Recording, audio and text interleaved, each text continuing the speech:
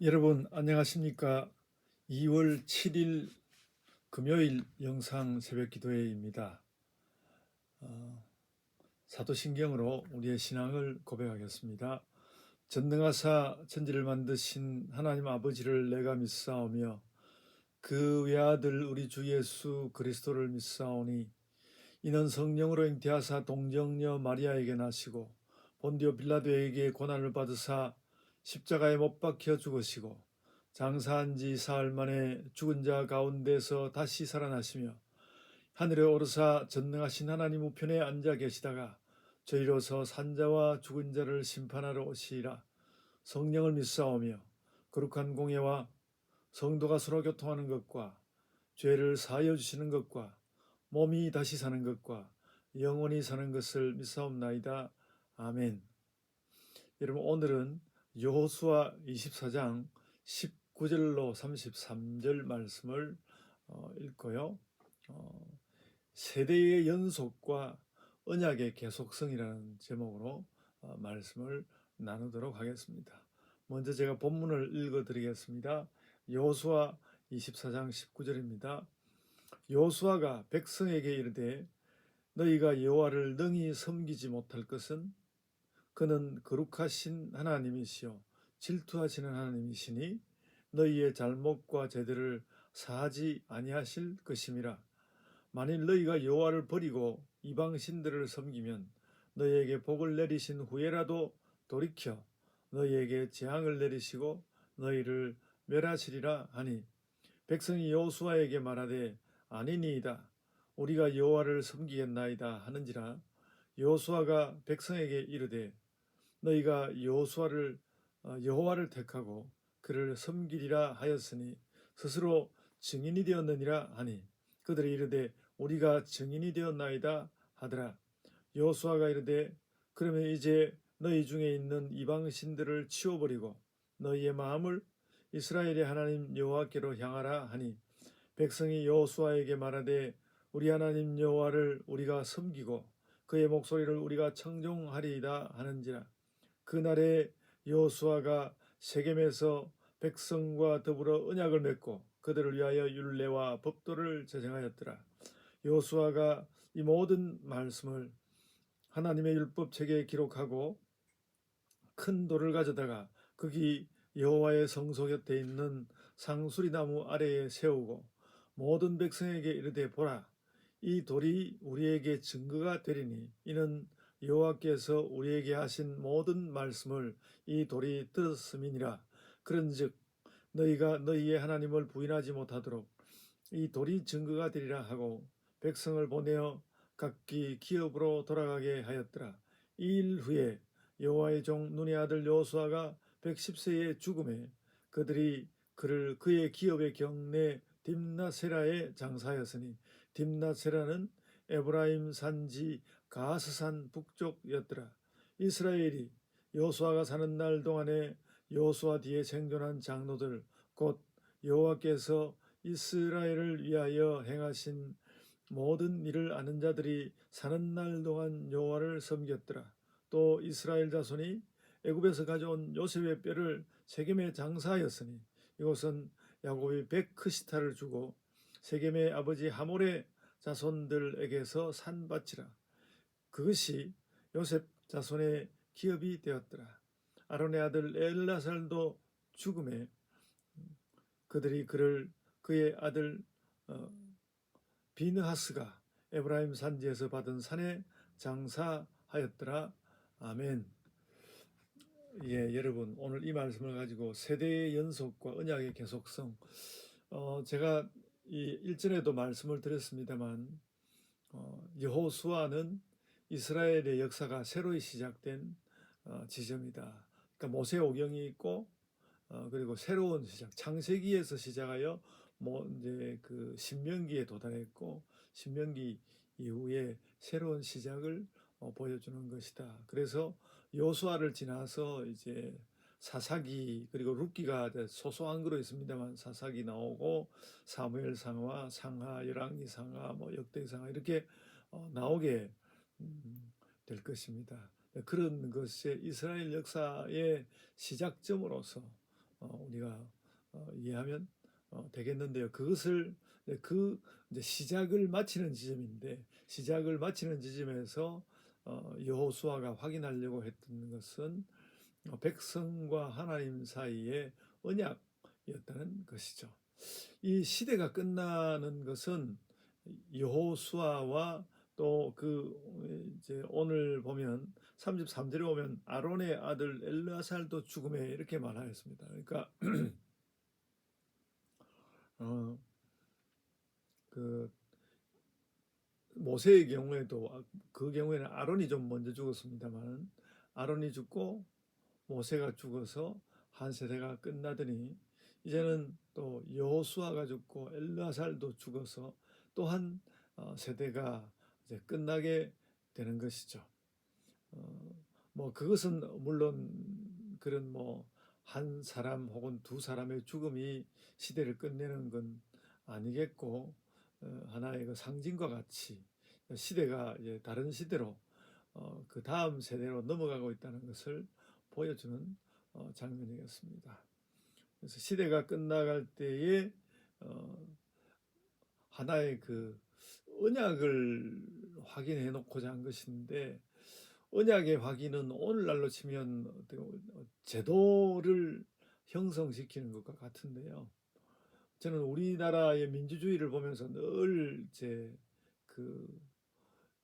그래도 좀 이 국민 가운데서 좀 약한 국민의 편이 되려고 하는 그 세력들이 이제 다시 옛날로 돌아가지 못하도록, 그 옛날의 왕정과 같은 그런 시대로 되돌아가지 못하도록 제도적으로 뭔가를 좀 확인해 두려고 하는 그런 노력을 하고, 그래서 한 가지 한 가지 법이 만들어져 왔는데, 그것이 우리에게 이렇게 충분해 보이지는 못해도 차츰차츰 그렇게 되고 있다는 것도 우리에게는 다행스러운 일입니다. 제가 우연히 이제 이야기를 들으니까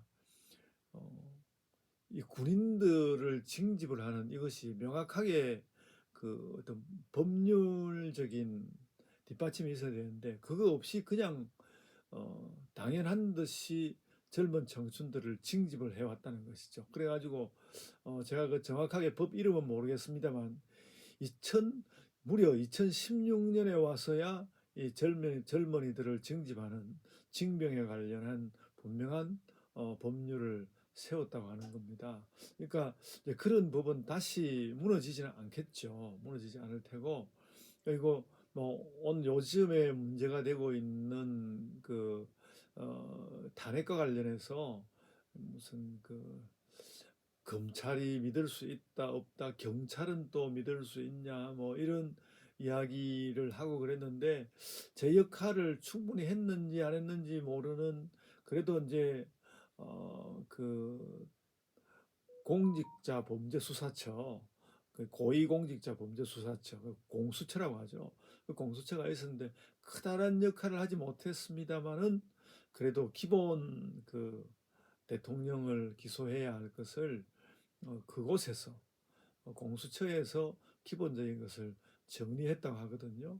그래서 공수처가 어, 그 비록 좀 작기는 하지만 하나의 제도적 역할을 했다.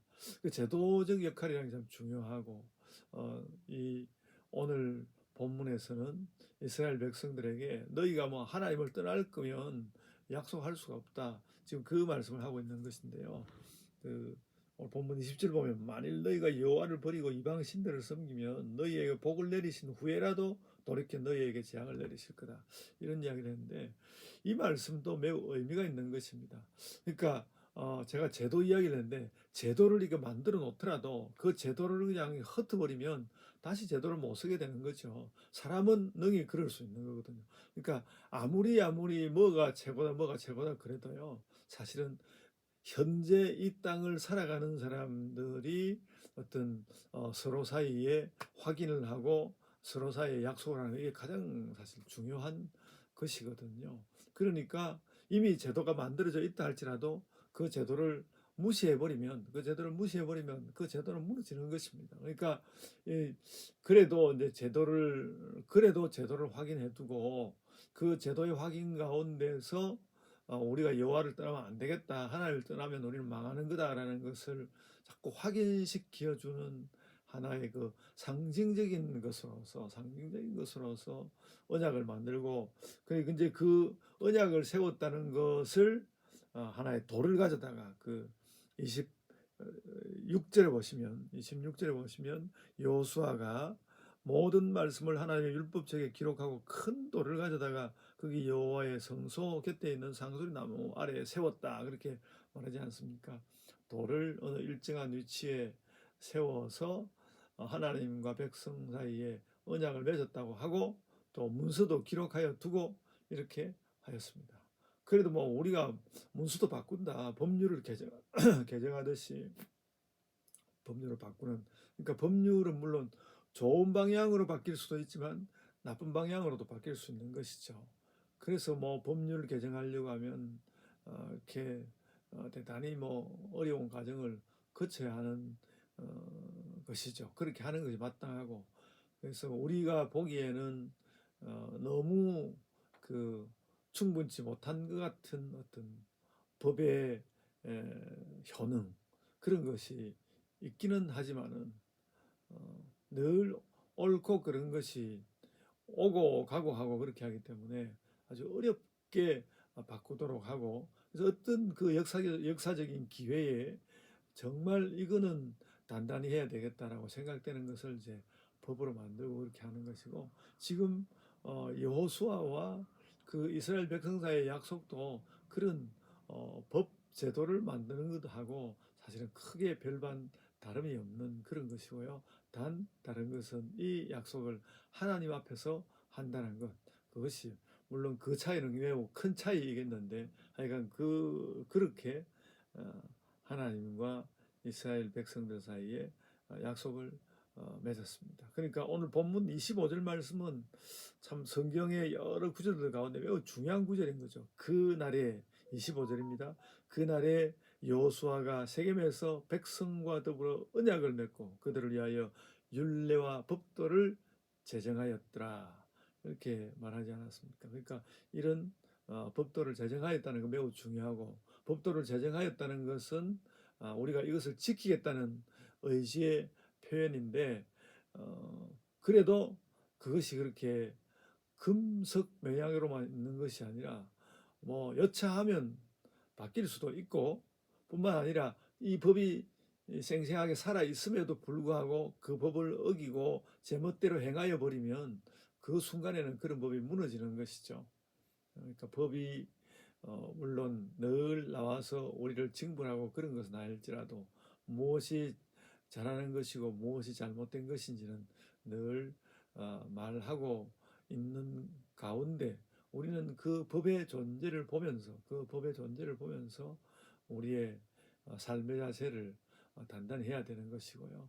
우리가 하나님을 믿고 또 믿음의 도리를 따르는 것은 무엇보다도 우리에게 성경책이 주어져 있고, 그러니까 성경책이 어떻게 보면 여기 나오는 돌과 같이 돌과 같은 그런 것으로 외양을 가지고 있고, 그 안에 있는 내용은 예수 그리스도가 어떤 분이신지를 보여주고 우리가 어떻게 구원되는 것인지 그것도 보여주는 것이다, 이렇게 생각하면 되겠습니다. 그래서 우리는 또 구약시대 사람들과는 좀 다르게 예수 그리스도의 그 말씀의 뜻대로 살기 위하여 언약을 맺었습니다. 그 언약이 바로 우리가 세례받는 일이었고, 또 날마다 또 자주 우리가 성찬을 통하여서 그걸 확인하고 그렇게 하는 것이죠. 그러나 그러고도 악을 범하면 피할 수는 없는 것이죠. 그러니까 우리가 마음을 정하고 그 법을 지키고 복음의 길을 따르겠다는 것은 얼마나 소중한 일인가 우리 깨닫고 그렇게 살아가야 하겠습니다. 이제 제가 기도하겠습니다. 아버지 하나님, 한 세대가 끝나고 새로운 세대가 오는 그런 세대의 연속이 있을지라도 하나님과 언약한 그 언약의 제도는 지켜져야 하는 것을 저희들이 다시 깨닫습니다. 저희가 예수 그리스도를 성경에서 다시 확인하며 또 그 성경의 그 외양만 하더라도 하나님과 나 사이에 언약이 있다는 것을 확인하는 그런 역사가 저희들에게 선명하게 일어나게 하여 주옵소서. 아버지 하나님 주신 구원의 약속대로 살아가는 백성들이 되게 하여 주옵소서. 감사하옵고 예수님 이름으로 기도드리옵나이다. 아멘. 하늘에 계신 우리 아버지여, 이름이 거룩히 여김을 받으시오며 나라가 임하옵시며 뜻이 하늘에서 이룬 것 같이 땅에서도 이루어지이다. 오늘 우리에게 일용할 양식을 주옵시고 우리가 우리에게 죄 지은 자를 사하여 준 것 같이 우리 죄를 사하여 주옵시고 우리를 시험에 들게 하지 마옵시고 다만 악에서 구하옵소서. 나라와 권세와 영광이 아버지께 영원히 있사옵나이다. 아멘. 예, 이제 각자의 기도로 기도하시겠습니다.